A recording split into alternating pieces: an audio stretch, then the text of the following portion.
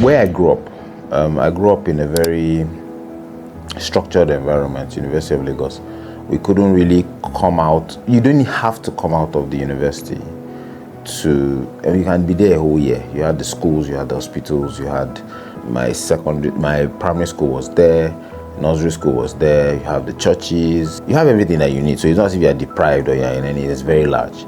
So, but when I got into secondary school, I decided that I didn't want to stay in the same environment because I knew I was going to do my university studies there. So I knew 20-something years of my life, I'll be in one space. So I felt I needed to explore and see what's going on. So that area, that made me coming to, at some point, Lagos Island because of King's College, and then Victoria Island for the secondary part of it. So the thing is, I always used to pass through the entire Butemeta area on my way to the island.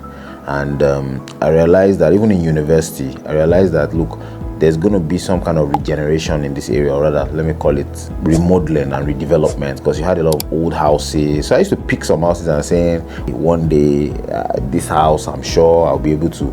And it's so funny how, maybe not the particular houses I picked, but it's so funny how we've already started doing that in those areas. So it's a soft spot for me because, in as much as I've done, or I started doing most of what I was doing in Lekki, Victoria Island side, there's a bit of a soft spot for me on the mainland, particularly those areas, because that's where I grew up. And it's good to also see that a Butemeta that has a very good road network can withstand that sort of redevelopment, and it's already happening.